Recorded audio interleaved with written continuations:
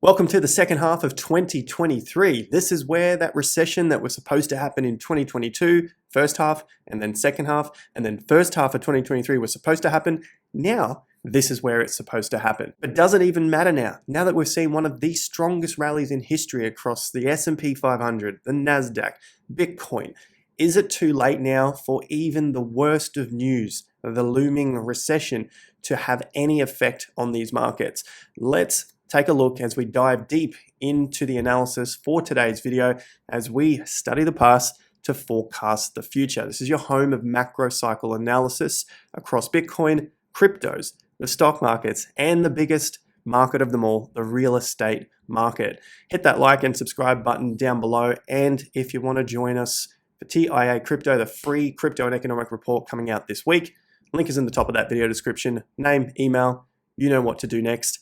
And you may also even find yourself as a member there with the rest of the guys here who are crushing it through cryptocurrency trading. The TIA membership that you'll find a link to in the top of the video description goes through trading cryptocurrencies for a living, for full-time income, along with setting up your investment plans for also your long-term investment strategies. All right, guys, let's dive into the first piece. Now we're looking at what has been going on here in the markets over the last 6 months. I put out a post, or a tweet I should say, on Twitter, and it was very, very well received. One of the biggest tweets I've ever had over there. And this is covering a lot of the major data across Bitcoin and the S&P. There is almost no stone left unturned now to identify that this is a bull market. It's something that you, if you've been following, may be familiar with what we've been talking about since the lows. We had the June low, we had the October low, we had then the higher lows in December and in March. And on the channel, we've been covering each of those lows because, like we've been talking about, the price really has not gone much lower than each of those lows. And in fact, has been getting higher throughout 2023. The same thing can be seen on Bitcoin here. We had the lows in June, we had a low in October with the stock market, then the flash crash with FTX, which stopped the market dead at 15.5K, some consolidation, nice pump out, and then we had the higher low in March. So each time those lows were getting higher, except for the FTX, which didn't last long at all, push out, higher low, and now we're seeing another significant higher low. So we covered the macro side here. We're looking at the highest closes on the market. This is important because it shows the underlying strength of investors. They're not worried about what's looming out there in terms of recessions or depressions or collapses in Airbnb or collapses in the real estate market. This is not my opinion. This is just coming from the charts. The charts have been saying market is up.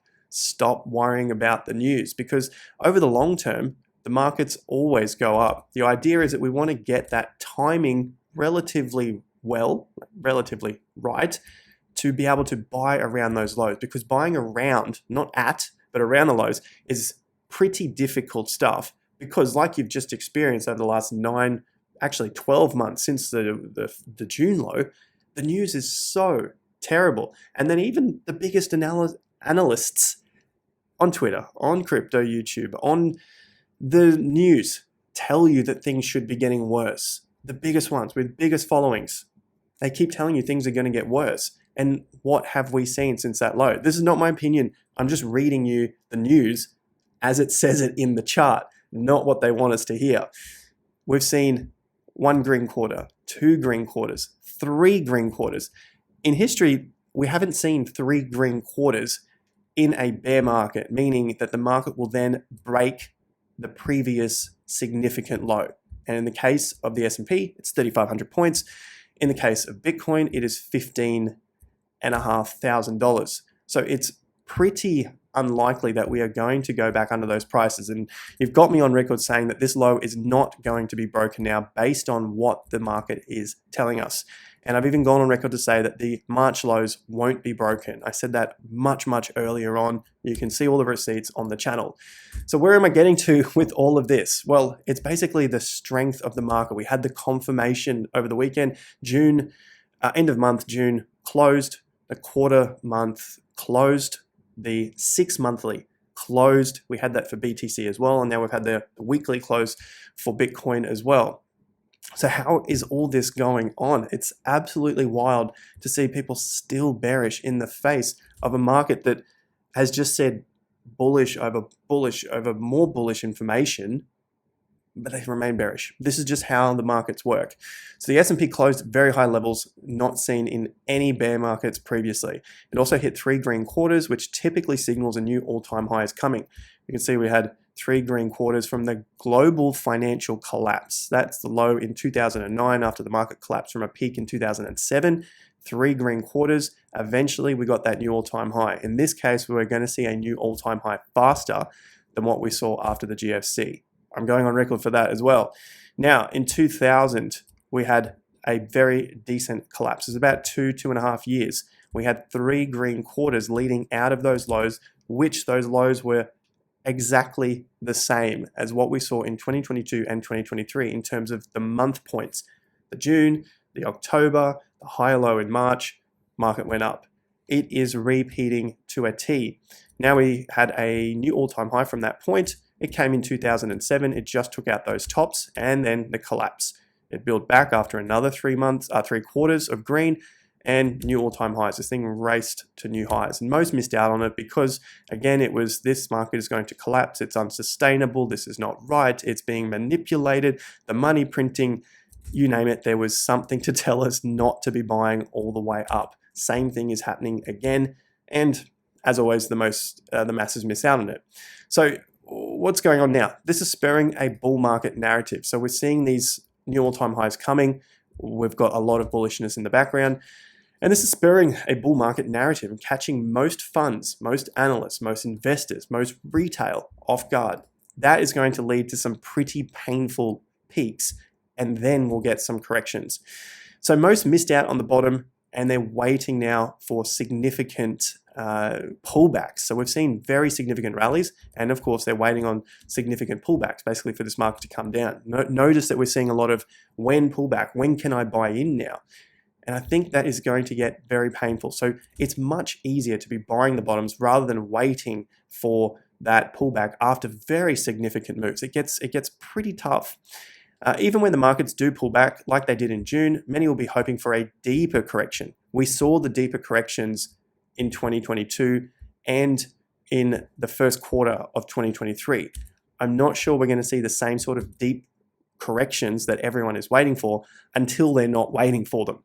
So probably the prices are being bought up at higher and higher prices. Most are going to miss out again. That's the whole deal here. So looking at the rest of the world before we get to BTC, just quickly, because this is super important, the Euro stocks 50. So the top 50 stocks in Europe. Remember, there's 1 billion people over there. If you're from the US, yeah, you got 300 million there.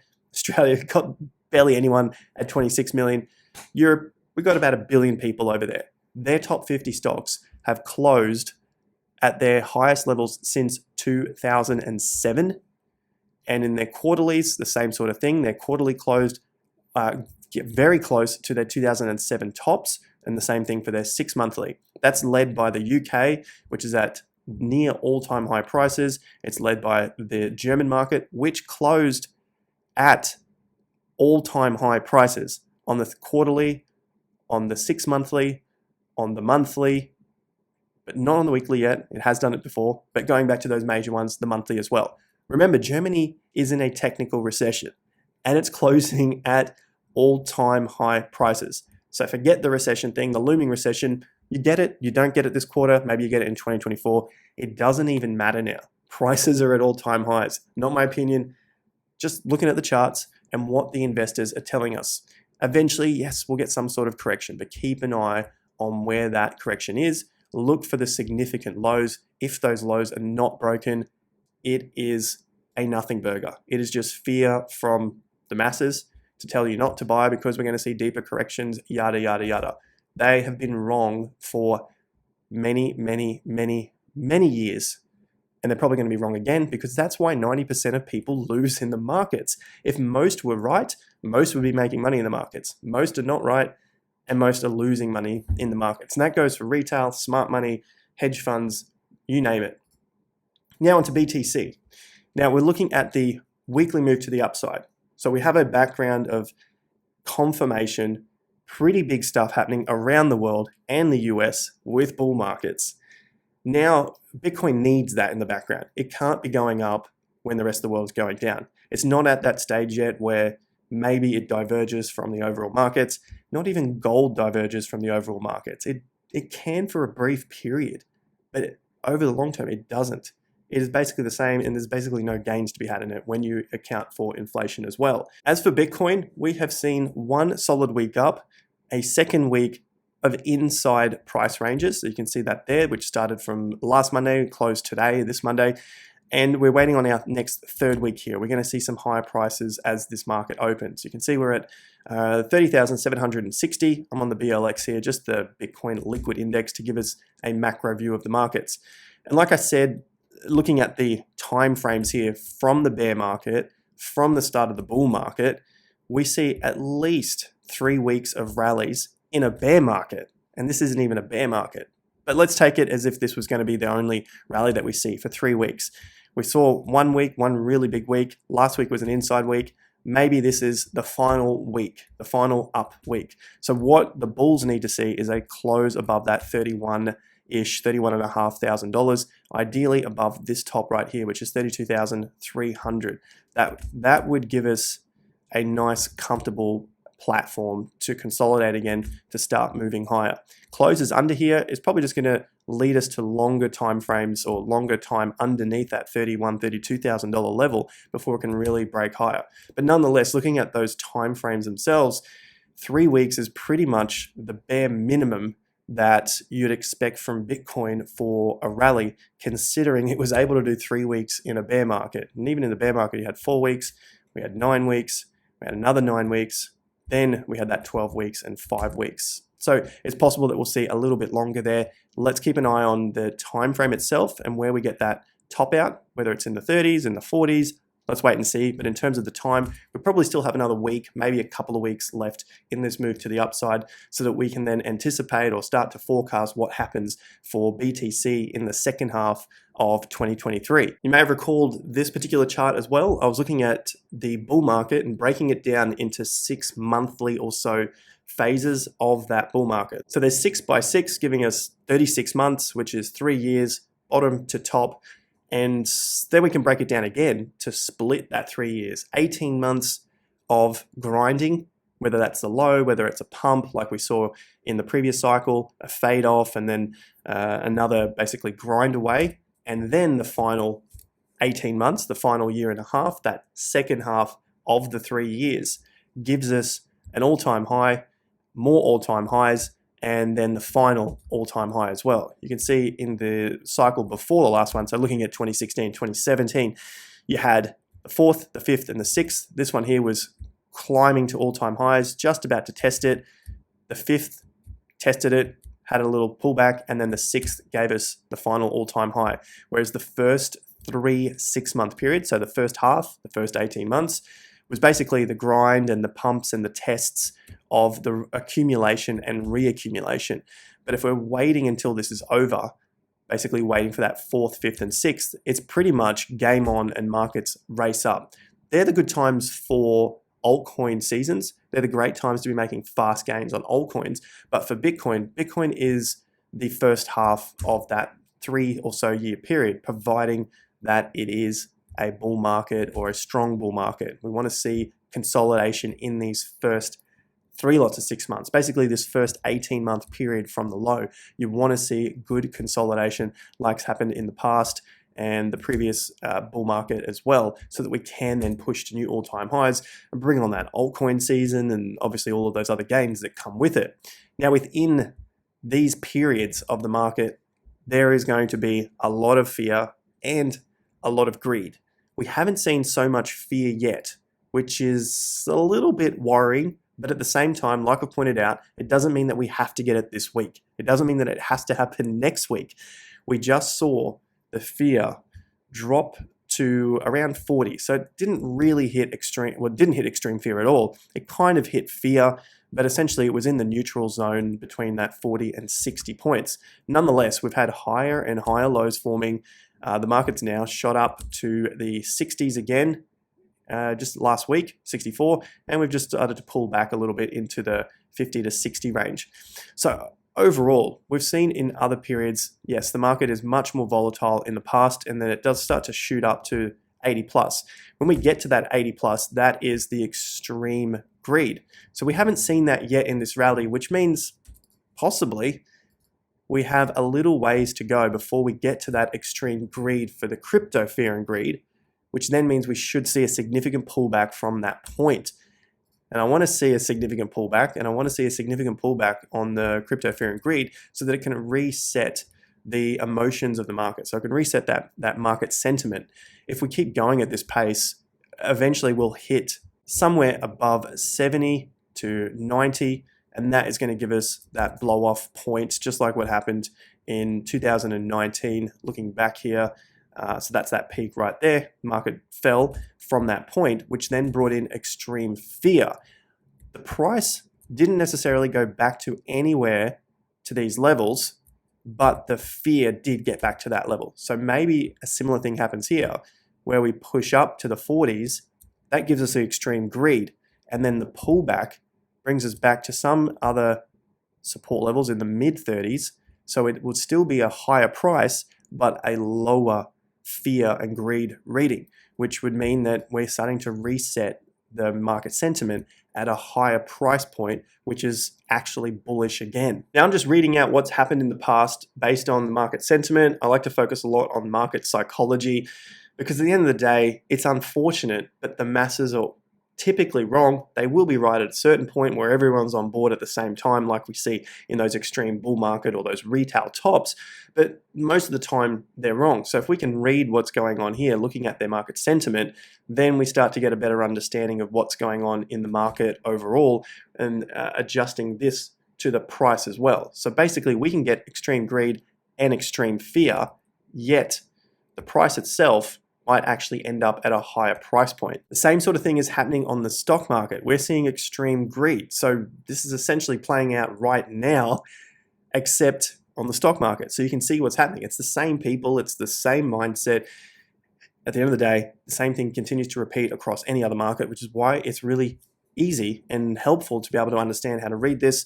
Like I said, at the top of the video description is TIA Premium. This is the stuff that we teach for short-term trading, long-term investing, just like a lot of our members are doing here in TIA Premium. There's plenty of courses to get through to help you understand what is going on in the market, to make the most out of basically trading season when it comes to cryptos, real estate cycles, and of course, stock market cycles as well. So congratulations to all you guys that are absolutely crushing the crypto trading over there. All right, so back to the stock markets. They're at extreme greed. You can see this price, well, the extreme greed is really shooting up, and the price of the S&P is shooting up as well. So I suspect similar sort of things are going to happen eventually. We'll see this move up, extreme greed. We're hitting extreme greed at the moment. We can stay around the extreme greed for a little longer, of course. And then if we do get that pullback, that significant pullback, the price point is going to be so much higher. Most are going to be waiting for prices underneath the previous resistance level, which may in fact become support, and they'll miss out once again. S&P, I'm on the record for saying we're not going under 3,500 this cycle. I'm on the record for saying we're not going under 3,800. So any of those calls, obviously my own analysis, it's not going to happen. And so those little pullbacks, they're going to be the point to get in for these markets.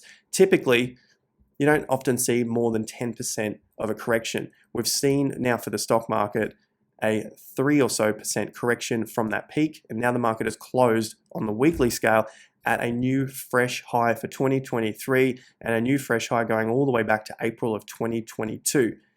Things are looking pretty damn strong over there for the S&P, and the same sort of deal here for the NASDAQ, getting very close to the previous old all-time high when most said that this thing had to collapse like the dot-com bubble. It is not going to happen. Based on the chart, based on what investors are doing, they are going nuts for stocks at the moment. Even with these corrections, the corrections are only lasting a few percent, maybe all the way to 10%. But unfortunately, most are going to miss out because they are waiting for previous levels that have already happened and probably won't happen again. It's just not part of how the markets work. Now, eventually, markets will collapse. That's potentially a few years off. I'm not a perma bull forever. We have to wait to see what happens later on. I think it's important to add that because most think markets will only ever go up. We'll have some significant corrections, and the next collapse is going to be more severe than 2022. Again, I'm on record for that. It is going to be worse than what happened in 2022, but that's a little while off yet. We're at the start of this next range. When this market breaks out of these points here, around that 15,200-ish level, more bearish narratives will die, but they'll remain there because, I mean, that's what people want to hear. But if we do get this pullback underneath this level, the bearish narratives will start to thrive again. But just keep an eye on those prices to the downside. Because like I said, this fear and greed is starting to get a little bit hot here at 80. Eventually we do get those pullbacks, but it's going to be important where they pull back to. Thanks again, guys. Hit that like and subscribe. Links in the top of the video description for TIA Crypto's free crypto and economic report. I'll see you back here for another video on BTC, on the stock markets, on the global stock markets. As I said, we cover absolutely everything here with the macro cycle analysis. You know what to do. Like and subscribe. See you back here at the next one. Until then, peace out.